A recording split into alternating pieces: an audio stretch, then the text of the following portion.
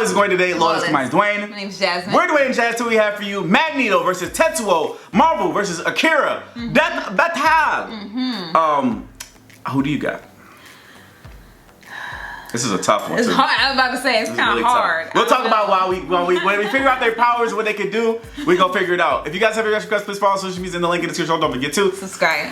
Let's dive on in. Oh, don't forget to like the video. Magneto, Marvel's mutant master of magnetism. Yes. Tetsuo Shima, Akira's telekinetic terror. Big forehead. Big forehead. These Jesus. two maestros of kinesis have Mega mind. revolution not just in their worlds, but also the very mediums they exist within. He's Wiz and I'm Boomstick. And it's our job to analyze their weapons, armor, and skills to find out who would win a death battle. That's gonna be a good battle. I know.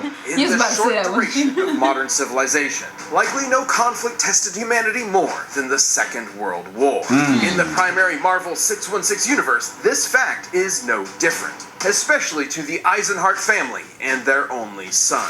You may know him as Magnus, Eric, or Max, but if you ask him, he'd say his true name is Magneto. As a Jewish child in Nazi Germany, Magneto's early life was, Not the well, best. extremely traumatic. Even after eventually escaping certain death with his future wife, misfortune always followed wherever he went. Thanks to his unexpected mutation called the X gene, the mark of a superhuman.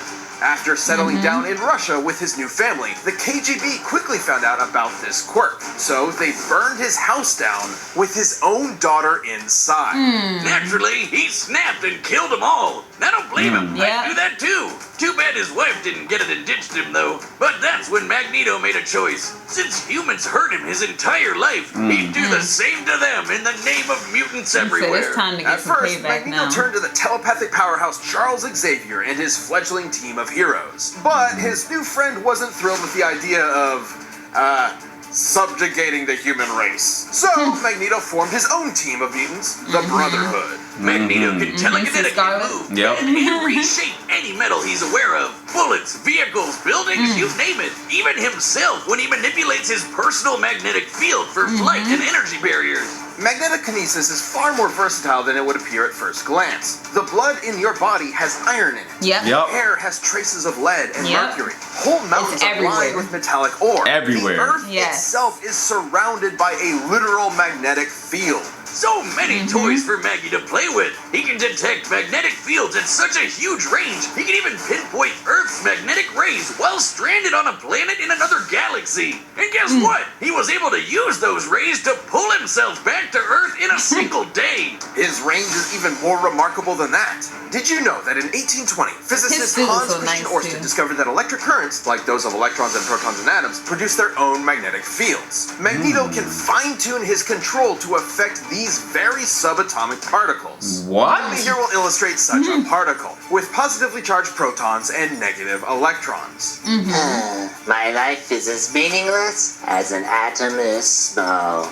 So what you're saying is Magneto could, like, yank one of those out? Correct, potentially changing an atom's entire chemical makeup. However, neutrons do not have a charge, and without the ability to adjust those to accommodate the change in atomic mass, the atom would become unstable and...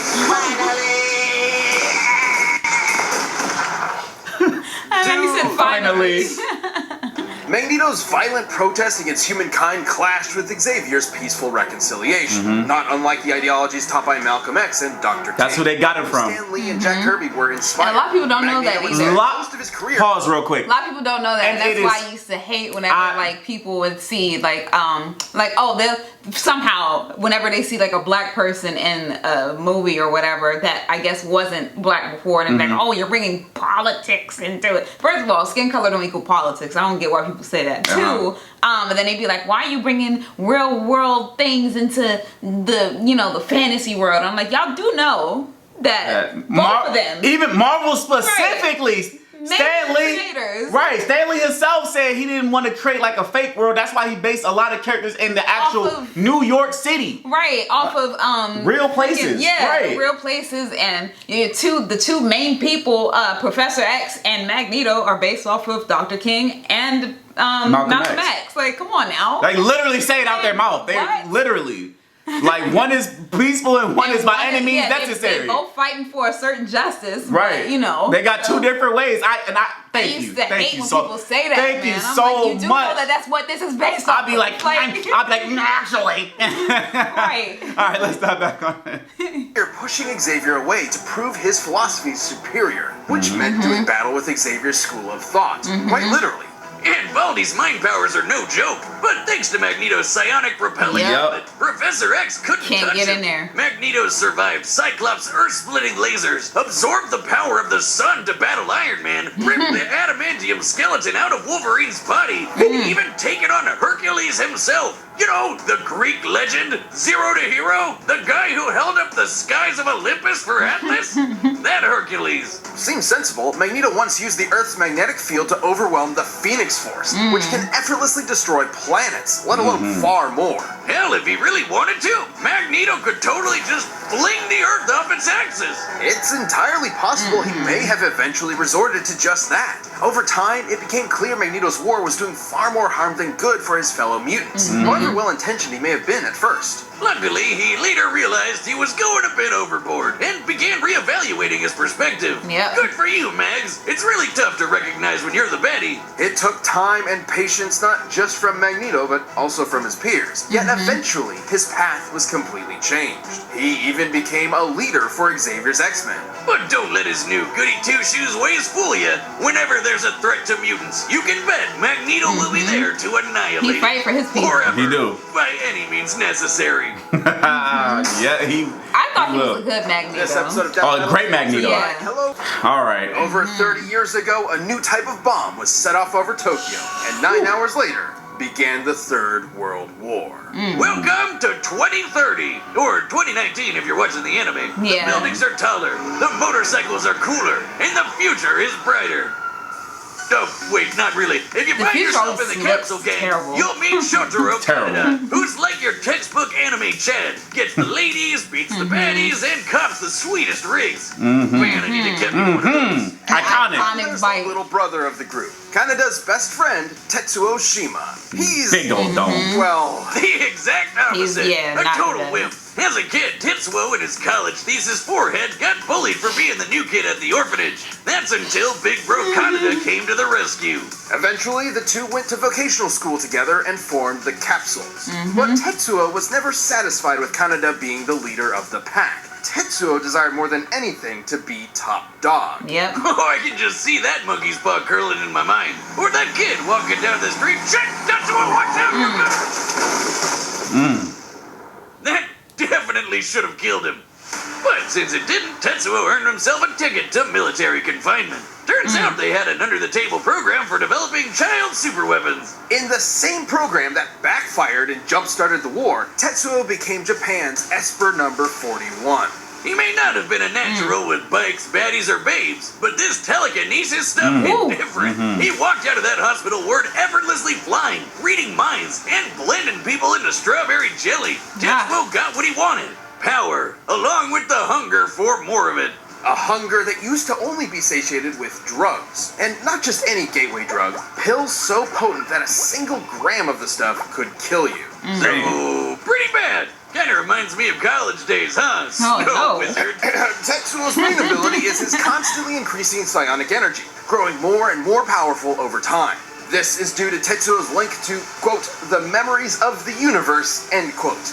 It's weird. Right. Yeah. Tetsuo leveled up from lame gangbuster to certified badass. This guy is a walking natural disaster. His telekinesis can shake the planet, easily cause earthquakes over 12 miles below the surface. He can summon psychic barriers for defense and crush foes with friggin' gravity wells. He can dart around as a literal bolt of lightning, or even teleport in an instant. Tetsuo's telekinesis can be so precise he can target and obliterate specific parts of the body. He can heal severe wounds quickly, but even after losing a whole limb, he can craft a new one using whatever nearby materials he wants. With these powers, Top Dog Kanada didn't matter anymore. Who needed his approval? Tetsuo tasted that good shit and he was hooked. And when he found out another Esper named Akira could deal him even more power, he rampaged through Tokyo to find him.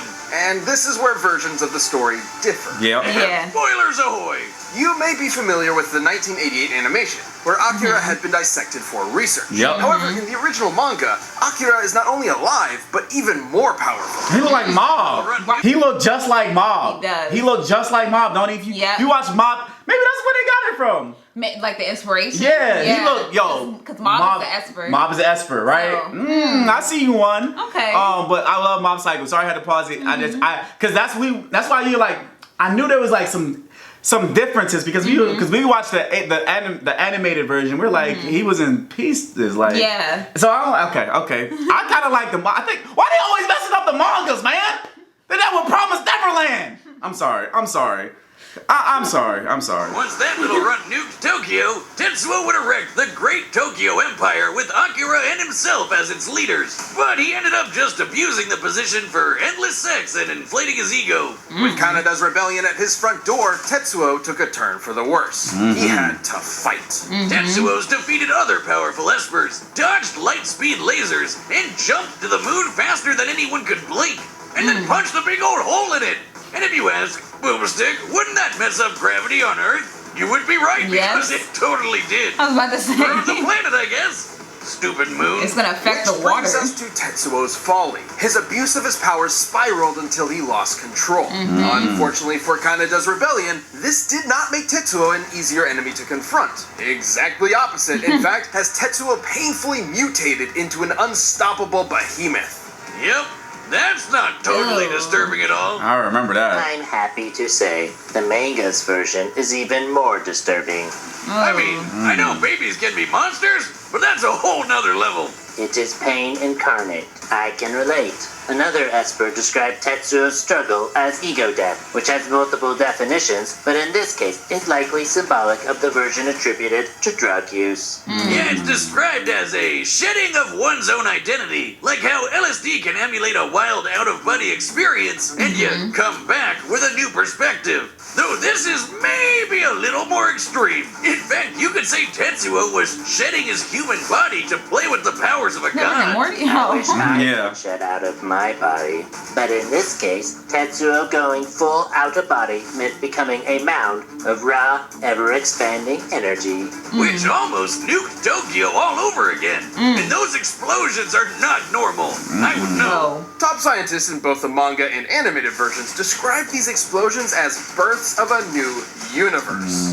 What? Its properties of nuclear fusion and proton collapse, Tetsuo's mutated form was likely creating a Big Bang. You know, the thing that started our whole universe? Yeah, I'm not trying to be It around. instead ended the Espers If and you their can make a Big abilities Bang. once and for all. A testament that humankind is unsuited to wield the powers of the divine.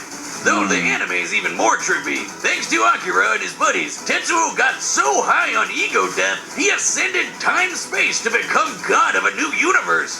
Kind of worth it, right? And yet, Kanada kept his empire up in his honor. Now as the Great Akira Empire. Ironically, in death, Tetsuo finally received the attention he so desperately craved. All right. Who you got? Bets are set. We've got the Magneto. dance roll. I'll take Tetsuo. Tetsuo's kind of OP, but let's see what happens. Yeah. It might be Magneto might underdog it. Even in Japan, they fail to recognize our superiority. Wrong country, Grandpa! You're an Akira turf now! He just on site, huh? Right. You're dead meat! He barely even had a combo.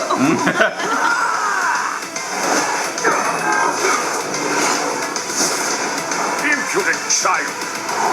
The hell are you calling child? I make the rules around here! I like the voice acting, bro. I do too. He said, please, little boy. Right.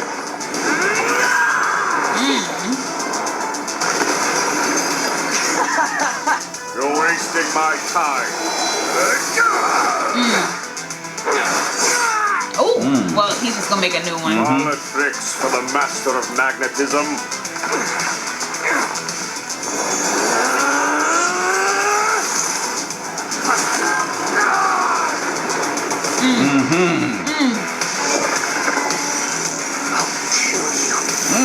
Kill you! You're scumbag! Uh-oh. No. Uh-oh. Uh-oh.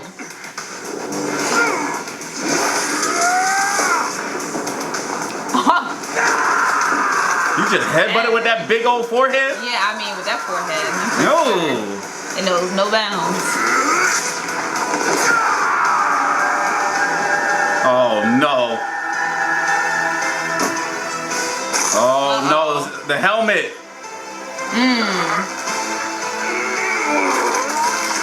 Oh. Oh. Ooh. Believe I've had enough tantrums to last a lifetime. Whoa. I know, man. You're like, what the hell? Yeah, it's like, what is this? Ew.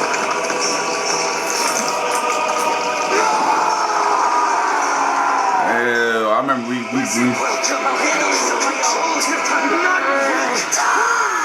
Hurts. Help me.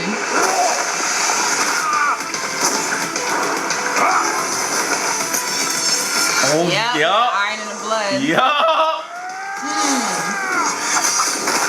That was cool. That was dope as heck. Oh no.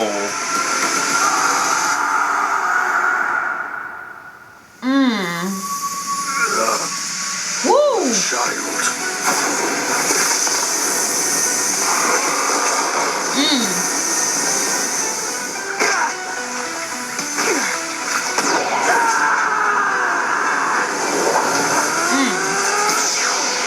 That man hit him with a death beam, I was about to say, like right? that freezer beam.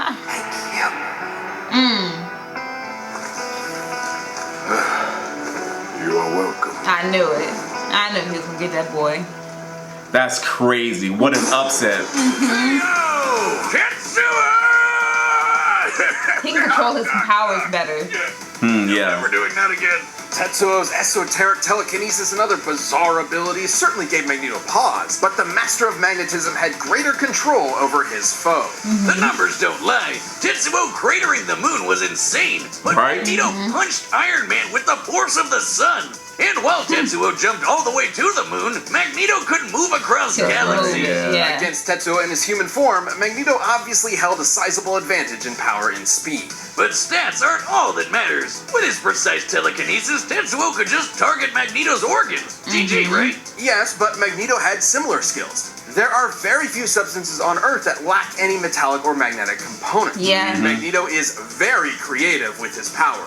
Which he could use to predict Tetsuo's teleportation and even shut down his telekinesis. And his scraps with Xavier prove he could handle Tetsuo's messing with his head. The biggest challenge for Magneto was when Tetsuo's gross mutated power came into play. Yeah. Especially given how the detonations from this form were compared to that of a Big Bang.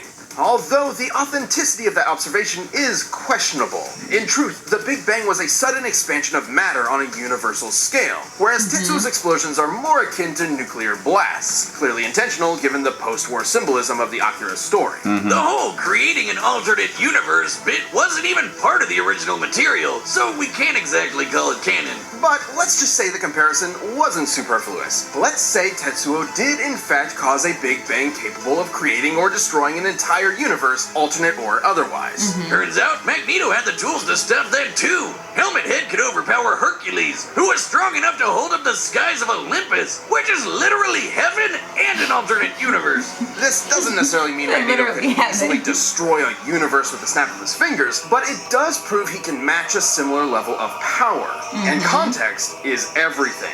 Tetsuo's Yeah. Big Bang eruption specifically exhibited proton collapse, meaning its atomic structure was primarily an unstable mess of neutrons and electrons. And Magneto has detected and commanded unstable electrons before. This means Magneto had every means He available control to it. take control over this Big Bang.